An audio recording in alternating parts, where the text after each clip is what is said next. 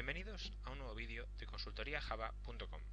En este vídeo vamos a ver una descripción del paquete java.lang, el paquete más básico de Java. Este paquete dispone de muchos tipos de datos que vamos a emplear frecuentemente. No solo clases, sino también numerosos interfaces, excepciones y errores que nos vamos a encontrar muy a menudo. Vamos a empezar por las clases. En primer lugar, destacan las clases vinculadas a tipos tradicionales. Por ejemplo, la clase integer es una clase muy conocida que envuelve, vamos a encontrar mucho esta palabra en Java, wraps, envolver, un tipo primitivo int en un objeto. ¿Qué significa que una clase envuelve un tipo primitivo en un objeto? Pues significa que vamos a tener el típico dato de tipo int, pero con todo el potencial de la orientación a objetos. Tenemos métodos que hacen un montón de operaciones que habitualmente tendríamos que hacer mediante rutinas de código o llamadas a librerías que estuvieran predefinidas en nuestro lenguaje, típico de C++, por ejemplo. Además de integer, también tenemos float y tenemos double, que son tipos bastante parecidos, pero donde se modifica el tamaño del dato que estamos utilizando y también la presencia o no de decimales. Además de esto, tenemos, por ejemplo, la clase math. Esta clase es especialmente útil para cuando tenemos que hacer algún tipo de cálculo matemático. Puede parecer a priori algo poco habitual, pero por ejemplo en todas las aplicaciones GIS, pues siempre hay que hacer algún cálculo, un seno, un coseno, y muchas veces no nos acordamos de cómo hacerlo. Bueno, estas funciones nos proporcionan esa funcionalidad, de manera que nosotros no nos tenemos que preocupar de cómo se realiza este cálculo. Solo nos tenemos que preocupar de estar llamándolo con los parámetros adecuados. Además de los tipos básicos y de la clase math, hay una serie de cosas mucho más interesantes. Por ejemplo, la clase object. Esto de que haya una clase que se llame object es muy confuso, ¿vale? Pero en Java, absolutamente todo lo que se declara como clase hereda de la clase object. Ya digo, suena raro tener una clase que se llama objeto, pues es así. Y todas nuestras clases, al heredar de la clase object, ¿qué van a tener? Pues todos los métodos que heredan de esta clase. Por eso nosotros, por ejemplo, podemos serializar nuestra clase a una cadena de texto, porque tenemos el método toString. Además, existen otros métodos, como por ejemplo wait, que este es específico de los hilos de ejecución. No vamos a meternos ahora en detalle, pero realmente su potencial es muy elevado en ciertas circunstancias. ¿Qué más tenemos dentro de este paquete? Bueno, pues hay otras clases muy interesantes, por ejemplo boolean, otro tipo básico, y byte, así como character.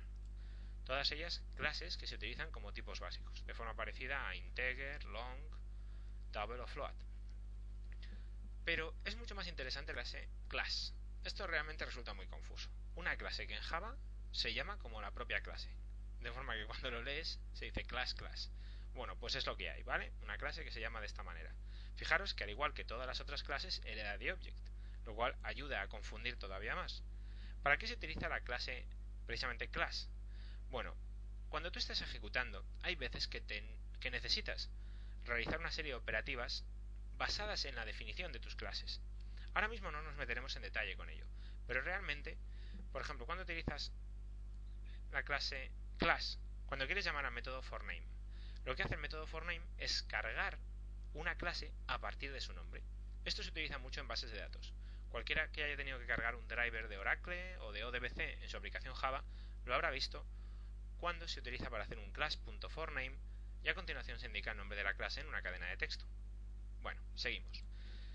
Aparte de las clases, tenemos unas excepciones muy interesantes. ClassNotFoundException es un clásico en Java. Esto va a aparecer un montón de veces.